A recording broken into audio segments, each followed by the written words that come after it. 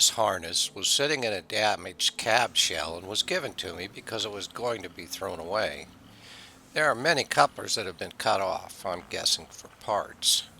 The harness has some couplers that I've not seen in the past and was curious about.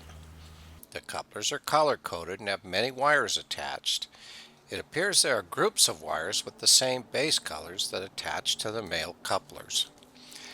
The wires are not sealed on the male side of the couplers. The female sides of the couplers appear to be caps and have no wires attached to them at all. The plastic in them is pliable and there are latches only on one side, meaning the top section can be installed only one way. I'm using a small screwdriver to work around the cap and loosen it for removal. There is no place that can be used to pry it off, so all I can do is force the screwdriver under the edges of the cap and push it off. I'm wearing gloves here because when you do this, the corners of the couplers are sharp enough to gouge into some skin if you're not very careful. I inspected the insides of the caps once they were removed from the male halves. I found metal spade pins inside. What was interesting was that the terminals were grouped side to side rather than across from each other. Wires would connect to other wires next to them instead of across from them. The other observation was the amount of corrosion on some of the terminals. A close examination shows corrosion on the sockets as well as the pins.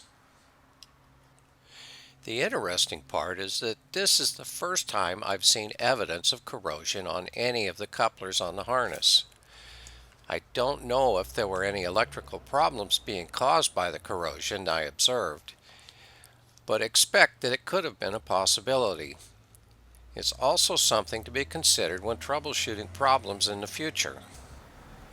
While shooting this video, I noticed that the latches holding the sockets inside the coupler were right on the outside. A simple pointed pick is all that is needed to remove the pin from the coupler.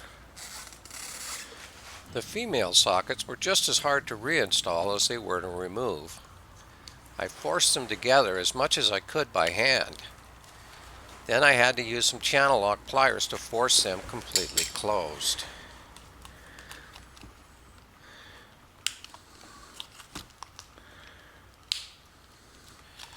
I had not considered these harness components to be a source of electrical problems. The closer examination gave me more to consider when troubleshooting electrical problems in the future.